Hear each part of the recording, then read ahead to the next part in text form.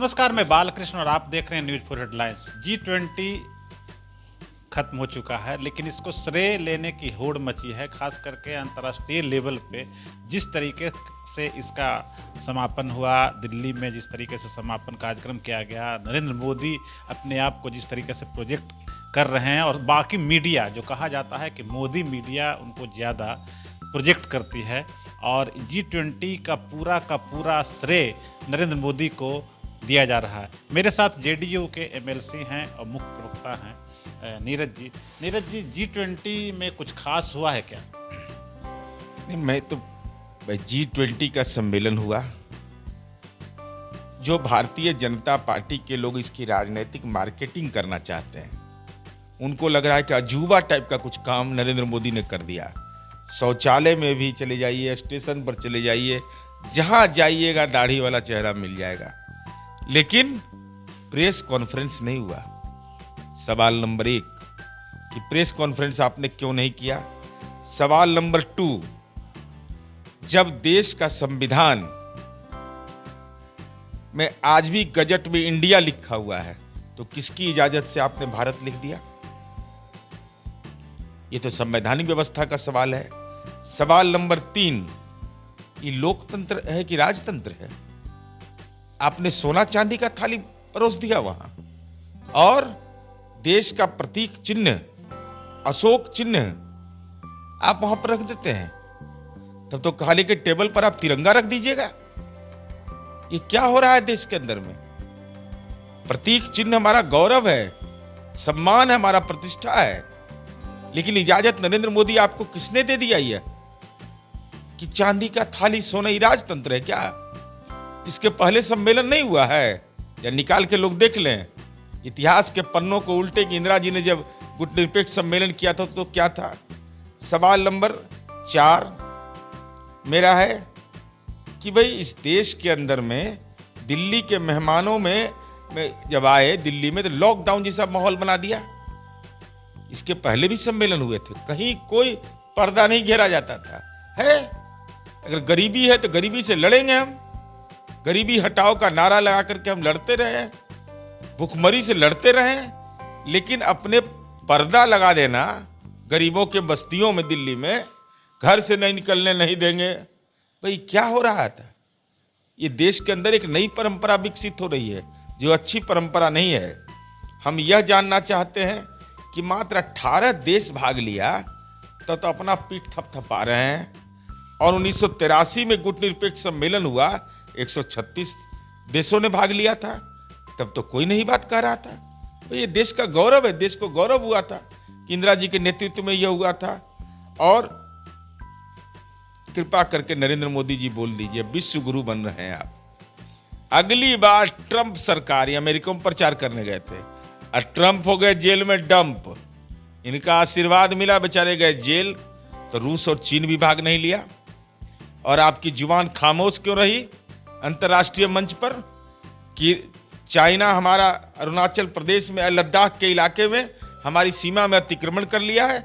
आपको इस सवाल को मजबूती के साथ खड़ा करना चाहिए था कि G20 के देश इस पर विचार करें। इसलिए G20 का सम्मेलन को पॉलिटिकल इवेंट इन्होंने बनाया, लेकिन सवाल इनके देश की जनता के खाते में है कि हमारी भुखमरी का क्या होगा, हमारी बेरोजगारी का क्या होगा, मानव विकास सूचकांक का क्या होगा। लेकिन कहा जा रहा है, इस मीडिया में भी है कि रूस और यूक्रेन के बीच जो युद्ध चल रहा था, उस मामले में मोदी ने जो पक्ष रखा है उसमें सफलता मिली है, अंतर्राष्ट्रीय स्तर पर उनकी वाहवाही हुई। बिल्कुल देखिए, अब रूस और यूक्रेन में शांति हो जाए तो सब लोग, उसके चलते अंतर्राष्ट्रीय बाजार में पेट्रोलियम का दाम बढ़ रहा है। भारत का सर ऊंचा हुआ है। भारत नहीं, अब उसके नतीजे जब आ जाएंगे तो स्वाभाविक है भारत का सर ऊंचा होगा। G20 में चर्चा जो नरेंद्र मोदी ने किया उस बात की, तो उससे फायदा भारत को श्रेय मिलेगा। अब जब उसकी सफलता मिलेगी तब ना। भाई ये तो राजघाट पर भी लेके चले गए, तो गोडसे का पूजा काहे करते हो? गोडसे के यहां ले जाते? राष्ट्रपिता महात्मा गांधी के चरणों में शीश झुका करके साबरमती की बात ही बोल रहे हैं, तो गांधी के शहादत का 75वां वर्ष क्यों नहीं मनाया? क्यों नामाकरण किया?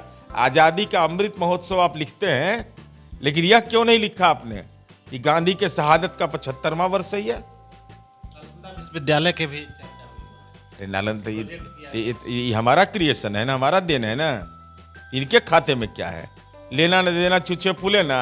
साबरमती आश्रम का भी नहीं, साबरमती आश्रम का हम कह रहे हैं कि नालंदा अंतर्राष्ट्रीय विश्वविद्यालय में इनका क्या योगदान है, न इनकी समझ, न इनके समय उसका विस्तार हो रहा है। माननीय मुख्यमंत्री नीतीश कुमार जी की कार्य योजना और देश के पूर्व राष्ट्रपति डॉक्टर एपीजे अब्दुल कलाम की सोच और डॉक्टर अमर्त्य सेन जैसे लोगों को तो इन लोगों ने मजबूर कर दिया छोड़ने के लिए। बिहार में जो काम हुआ उसका श्रेय वो ले रहे हैं, भजा रहे हैं। हाँ, बिहार में हुए काम का श्रेय लेते हैं, लेकिन नाम लेने में बेचारे को गुरेज होता है। नाम लेने कैसे लेंगे, ये तो एक हम ही है, दूसरा धरती पर कोई पैदे नहीं लिया है। ये तो एकमात्र आदमी अपने आप को मानते हैं, क्योंकि ये ऐसे विषय से कहा जाता है कि पढ़ाई किए हैं जो दुनिया में कोई विषय पढ़ा ही नहीं, इंटायर पॉलिटिकल साइंस। इनको लगता है कि इंटायर पॉलिटिकल एजेंडा हम अकेले तय करेंगे। बिहार के नजरिए से देखें तो बिहार को कुछ मिला इस G20 के माध्यम से? नहीं, बिहार के लिए ये आत्मगौरव जरूर है कि माननीय मुख्यमंत्री नीतीश कुमार जी का जो अंतर्राष्ट्रीय विश्वविद्यालय नालंदा है और बिहार जो ज्ञान की भूमि है, वह जो पुनर्जागरण का दौर शुरू हुआ है उसको G20 के सम्मेलन में दिखा करके इस बात की पहचान, जो बिहार के बारे में नकारात्मक विचार रखते हैं, राजनीतिक विरोध के बावजूद, उनको तो जरूर आत्मविश्लेषण करना चाहिए कि जिसका नालंदा अंतर्राष्ट्रीय विश्वविद्यालय धरोहर हो, उसको सर झुका करके बात करने की जरूरत है। आप ये भी बोले कि क्लाइमेट लीडर कहा जा रहा है नीतीश कुमार जी को हम कह रहे हैं, संयुक्त राष्ट्र संघ के राउंड टेबल कॉन्फ्रेंस में क्लाइमेट लीडर कहा गया है, तो क्लाइमेट लीडर से बाइडेन मिलेंगे भाई। बीजेपी का कौन मुख्यमंत्री है जिसको क्लाइमेट लीडर कहा गया? बीजेपी का कौन है केंद्रीय मंत्रिपरिषद में सदस्य जिसको क्लाइमेट लीडर कहा गया? इन लोगों को कोई क्लाइमेट लीडर नहीं कहा। यूएन हो, वो पैरवी से नहीं होता है। वो बात नहीं है कि 45,000 में ये सम्राट चौधरी 50,000 में डिलीट की डिग्री ले आए, वो काम नहीं है। ऐसा तो नहीं कि जो बात अब बोल रहे हैं 2024 के संदर्भ में अंतर्राष्ट्रीय स्तर के नेताओं ने नरेंद्र मोदी को मैसेज दिया कि क्लाइमेट लीडर आप नहीं हैं नीतीश कुमार। अब इसके भावार्थ तो मैं नहीं कह सकता हूं, लेकिन ये स्वाभाविक है कि अमेरिका के राष्ट्रपति बाइडेन ने अगर मिलने की इच्छा व्यक्त किया तो वो किससे मिलते? नीतीश कुमार जी के बारे में चर्चा होती होगी। बिहार बंसी तो वहां भी रहते हैं, तो नीतीश कुमार जी को क्लाइमेट लीडर कहा गया है।